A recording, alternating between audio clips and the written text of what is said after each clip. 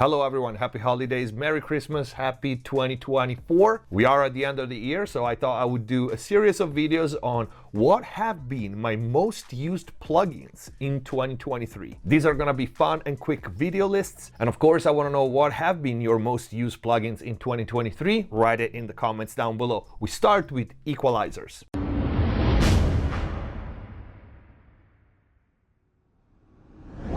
Hello everyone, welcome back to MixbusTv. Hope you guys are having a great day. Before we start, all the links to the plugins that we're gonna see in this video are gonna be in the info box down below, along with other cool links you should definitely check out. If you haven't already, go to the new website MixbusTv.com. In there you can find all the mix and mastering courses available on many different genres, start to finish. And right now until January 6th, you can use this coupon MixbusTv50 to get 50% off any of the mix and mastering courses. On the website you can book all the other courses as well, mix, mastering, private lesson, mix consultation, and a lot more. And if you want to access all the exclusive videos here on YouTube, click the join button down here, become a MixbusTv member. You also get mix consultations. And if the videos are helping you, you want to support the channel, consider using the super thanks or grab some merch. Let's get to the video. All right, let me start by saying something. My most used plugin on all the mixes, on all the projects, by sheer number of instances, is Console 1, and specifically the SSL 4K. So just by sheer number, my most used EQ and compressor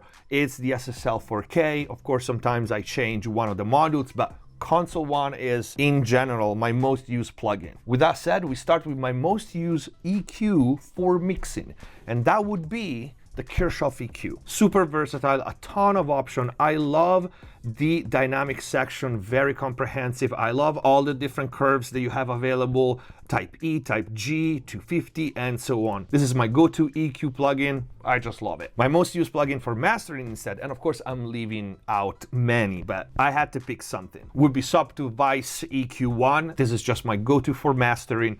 It's great as a static EQ, it's great as a dynamic EQ with the advanced options. I really love this plugin. If you have any of my mastering courses, you've seen it. I use others from time to time. I like the new Soundtech. I like a few more for mastering, but this is definitely my workhorse mastering EQ. Specialty EQ. This was really hard because I have several, but definitely the award had to go to Eventide Split EQ because this thing is absolutely revolutionary. He also inspired other brands to use this type of technology in split tonal and transient on the audio material, and it just opened up so many doors. And this thing really saved a couple of mixes that I was sent to master, and I really honestly use it all the time, both for mixing and mastering, but this is an amazing EQ. Best new EQ / new product.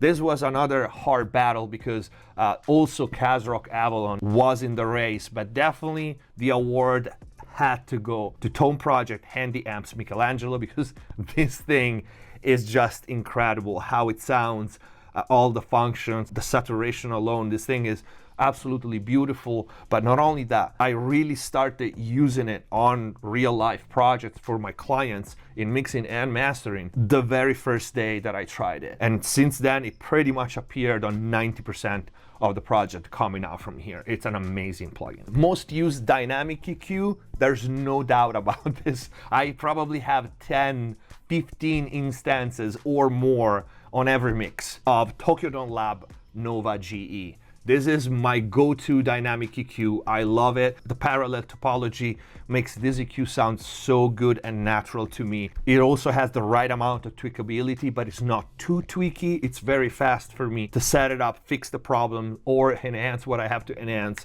It just takes me 1 second. It has everything that I want. Anything that Tokyo Lab makes, including the new filters that you should check out. But Nova GE is definitely my go-to. When I don't use Nova and I really need to go surgical, Ozone Dynamic EQ is also my other favorite. It's very transparent when you use it in digital mode. You also have an analog mode. I really like it. The GUI and the ergonomics also puts me in a clinical mindset when I see it, so that's also a factor as to why I pick one plugin versus the other. The last one for the EQ will be Autotune Vocal EQ. I think this one is also revolutionary in its own, in a way. I really like it on vocals, but also on bass when I have resonances that move around. I like how it tracks the problem and follows it. All the controls are in front of me. You also have external sidechain if you want. I also like the different colors when you change the node. It changes the color at the bottom, so so you don't get confused.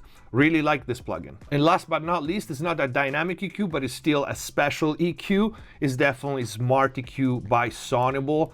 I think this plugin, again, is very unique and revolutionary. It's a great tool when you get material that is not recorded well and has a problem. It immediately puts you in a much better starting point to then keep working on it. And this is it, short and sweet. These were my most used EQ plugins in 2023. I hope you liked the video. Don't forget to leave a like, comment down below which are your favorites. Don't forget to check out the new website, MixbusTv.com. Use code MixBus50 to get 50% off all the mix and mastering courses until January 6th. Thank you for watching. Subscribe if you haven't already. Stay safe. See you next time. Hands on my neck, hands grip my throat, lift me up.